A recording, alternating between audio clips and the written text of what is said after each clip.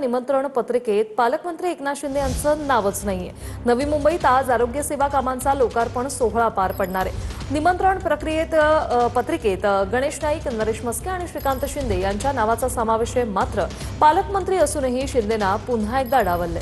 शिंदेना निमंत्रण नसल्यानं राजकीय वर्तुळात पुन्हा एकदा चर्चांना उधाण आले।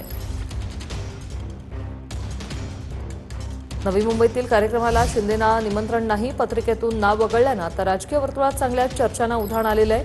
या पत्रिकेत शिंदेंचं नाव नाही। नवी मुंबईत आज आरोग्य सेवा कामांचा लोकार्पण सोहळा पार पडणार आहे।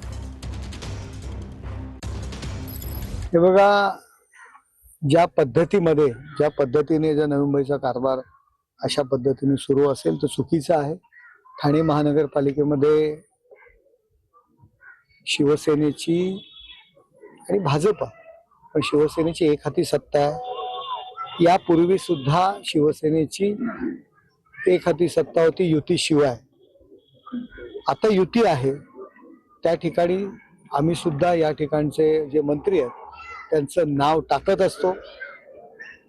आता या ठिकाणी अशा पद्धती जर पत्रिका मी अजून पाहिली नाही, तर शिवसैनिकचे नगरसेवक शिवसेने स्टाईलने त्याला उत्तर देतील।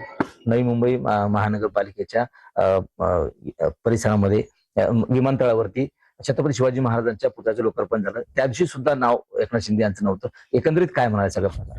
भारतीय जनता पक्ष हा एकनाथ शिंदे शिवसेनेला गिळंकृत करायला निघालेला आहे।